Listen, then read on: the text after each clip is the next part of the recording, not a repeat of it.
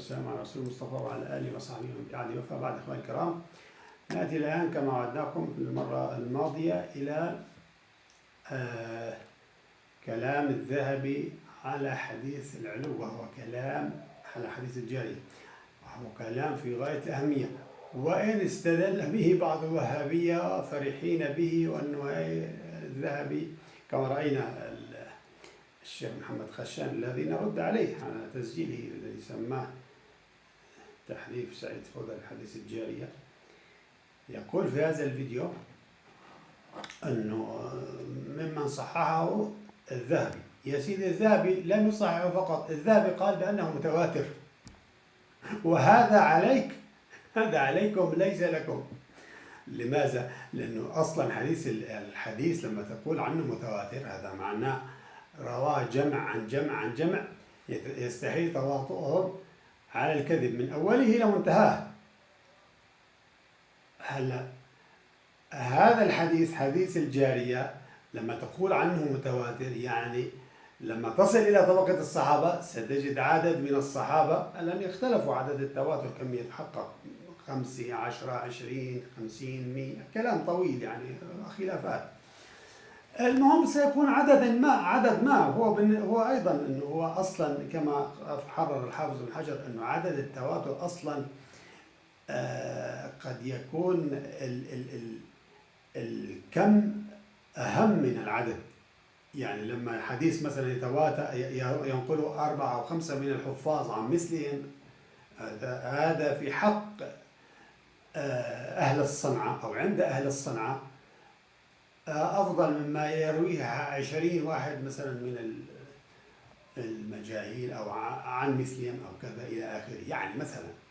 فهو الكم لها أهمية.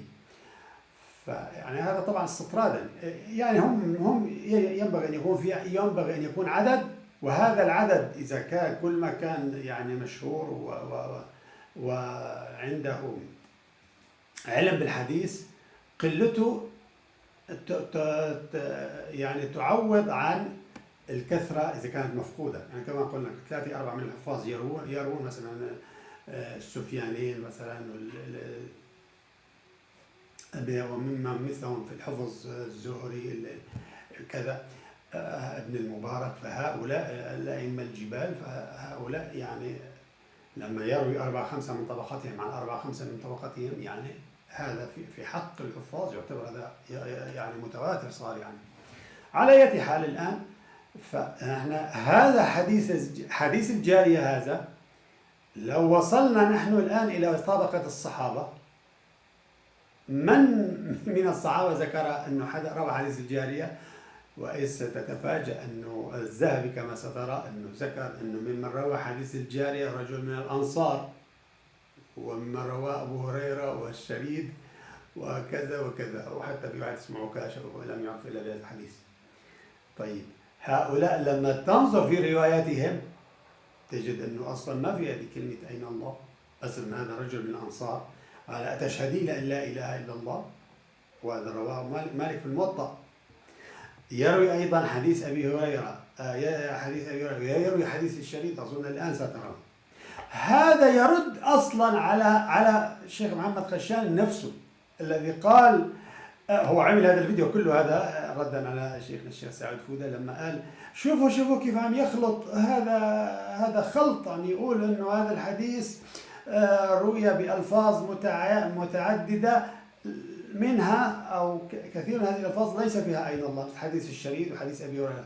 فإجا هذا الخشان وقال يا أخي هذا خلط وخط، لأنه حديث أبي هريرة وحديث الشريد هذه أحاديث أخرى مستقلة في قصص، لها قصص أخرى غير حديث معاوية بن الحكم.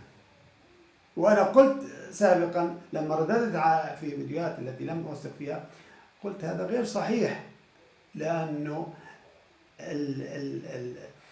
ذكرت عدد ممن ذكر حديث الجارية وسرد هذه الأحاديث المختلفة، حديث أبي هريرة، حديث الشريد، حديث الرجل من الأنصار، حديث معاوية في مسرد واحد، مثل أبو خزيمة، مثل أبي داود، ثم اكتشفت الذهب أيضا يفعل نفس الفعل. طبعا أنا سبق وأن ذكرت أيضا أن الألباني فعل هذا، لكن أنا أخطأت، لأنه الألباني هو كان يتكلم عن حديث الشريد وحديث أبي هريرة، هذا الذي إيش أنه تكلم فيه أنه له روايات كثيرة، ذكرت من روايات فيها من ربك، ومنها ربك، ومنها تشهدين وكذا إلى آخره، لكن ما كان يتكلم عن حديث معاوية. هذا يعني الإنصاف، يعني هذا وهم مني أنا، هذا ممكن أن أخصص له حلقة.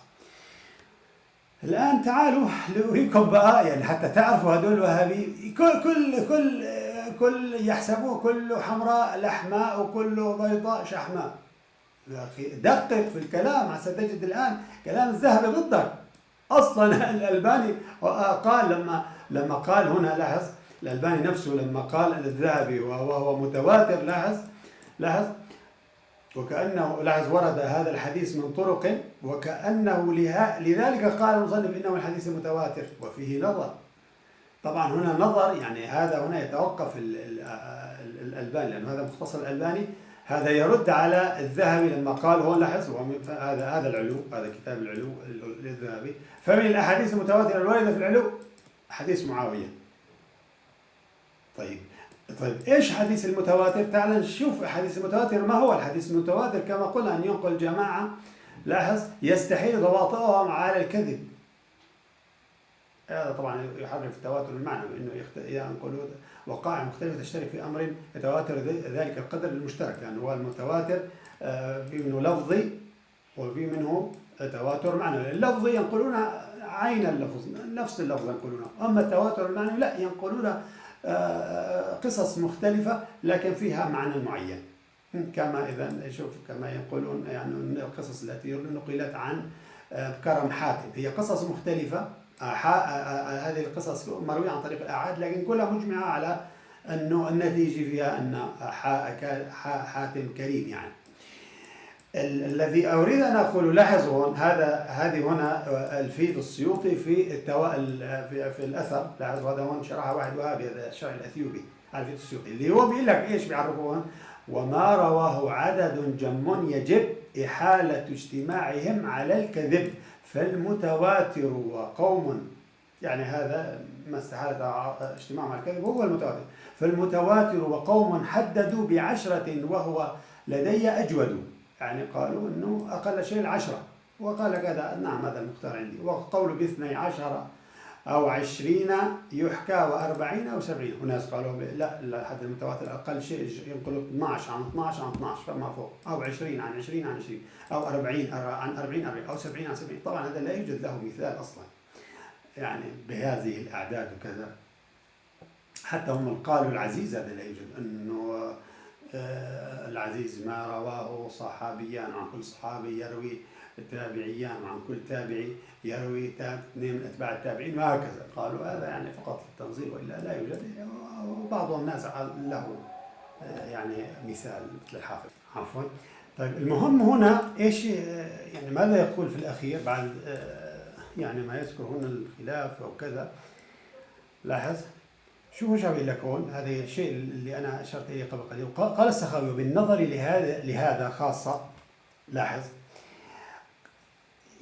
لهذا خاصة يكون العدد في طبقة كثيرا وفي أخرى قليلا، إذ الصفات العلية في الرواة تقوم مقام العدد أو تزيد عليه. هذا باختصار ما كنت أريد أن أقوله. يعني هو الأصل في التواتر كثرة العدد، لكن أحيانا قلة العدد مع الكيف، الكم، قلة الكم مع علية الكيف، يعني عدد قليل لكن هذا العدد الحفاظ عدد قليل لكن هم حفاظ، يعني متقنون كذا إلى آخره، يعوض عن الكثرة. قلة هنا مع الكيف، مع أنهم حفاظ متقنون تعوض عن كثرة العدد. المهم هنا ايش يقول؟ ان الخبر الذي ورد بلا حصر معين، بل قد تكون العاده قد احالت تواطؤ عن الكذب، لا هذا ايش بيقول لك؟ من ابتدائه لازم ان يستوي الامر فيه في الكثره المذكوره من ابتدائه الى انتهائه. انه المراد ان لا تنقص الكثره المذكوره في بعض المواضع.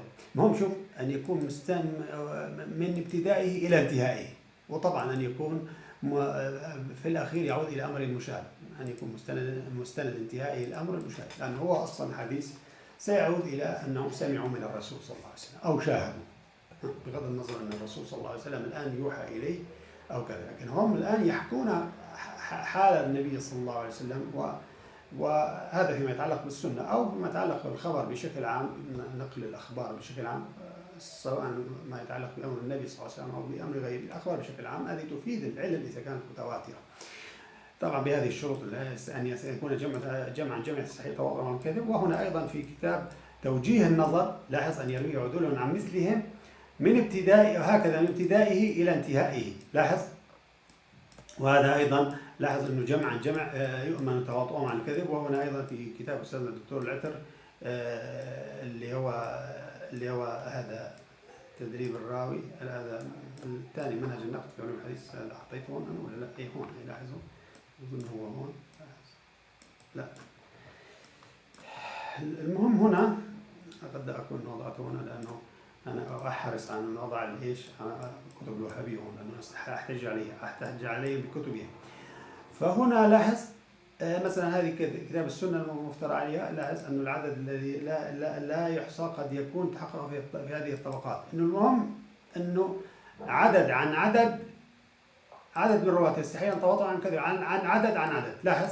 وهنا أيضا أن ينقل جماعة يستحيل تواطؤ عن الكذب. المهم هنا لو رجعنا إلى كلام الذهبي، شوف بيقول لك فمن الأحاديث المتواترة في العلو هذا حديث معاوية بن الحكم أنه قال لها أين الله؟ قالت في السماء. يقول لك هذا حديث صحيح رواه جمع من الثقات عن يحيى بن كثير وأخرجه مسلم، لاحظ. وأنه الأئمة هذا لا يتعرضون بتأويل ولا تحريف. طيب بعدين ايش لك؟ بيروح بيجيب لك بقى الروايات الأخرى لا حتى يحقق أنه متواتر، وما من الأحاديث متواترة، لكن هو هذا التواتر نفسه ستجد أنه هذا حجة لنا في أنه هذا الحديث مختلف في روايته، لأنه جعلها قصة واحدة، أنه هو حديث متواتر أنه جمع عن جمع ينقلون حادثة معينة، إذا كان متواتر لفظي أو إذا كان متواتر نفس معنوي، لا يروون قصص متنوعة تركز على حدث معين. لكن هذا هون الظاهر هنا أنه أراد لا أنه هذا متواتر لفظي، أنه حدثت نفس القصة، لاحظ. هل هو ممكن تقول لي لا أنه هو قد يكون عدة قصص هذه متنوعة، عدة قصص، لكن يعني هنا سترى أنه لا يعني ينقل يسرد هذا الحديث أتشهدين أن لا إله إلا الله. فهون يعني أحد أمرين، إما يكون قصد بالتواتر التواتر اللفظي، وهذا لا يتحقق هنا، لاحظ، لأنه هون أتشهدين أن لا إله إلا الله، وهون أين الله. التواتر اللفظي بده يكون نفس اللفظ مثل من كذب عليه متعمدا. طيب بتقول لي أراد التواتر المعنوي، التواتر المعنوي كما قلنا أنه يروى قصص متنوعة لكن تركز على حدث معين. طيب هذا فعلا روى قصص متنوعة في أنه واحد عليه رقبة فجاء إلى النبي ليختبرها، لكن هذه ما تفيدك هنا، لأنه أنت تريد أن القصص التي فيها أين الله قالت في السماء، لكن هذه ليست القصص فيها كلها تركز على هذه، أو ليس القدر المشترك فيها أنها فيها أين الله قالت في السماء. لا، ليش؟ لأنه هذا مثلا حديث معاوية بن الحكم أين الله قالت في السماء، هذا أحد الروايات فيه أو الرواية مشهورة، وإلا في رواية من رواية معاوية بن الحكم لا فيها بغير هذا اللفظ كما سنرى. شوف مثلا هذا طبعا كما قلنا يروي عنه عطاء عن معاوية، عطاء بن يسار عن معاوية. شوف حتى عطاء بن يسار لاحظ فيه لفظ فمد النبي صلى الله عليه وسلم يده إليه وأشار إليها مستفهما. إذا ما قال لها أين الله، لاحظ مستفهما، يعني هو الراوي عم يذكر وكأنه هيك قال النبي صلى الله عليه وسلم، يعني هي إما خرساء أو أعجمية كما جاء في بعض الروايات، وكما سيذكر هنا جارية أعجمية. لاحظ طبعا انتهى الوقت الآن،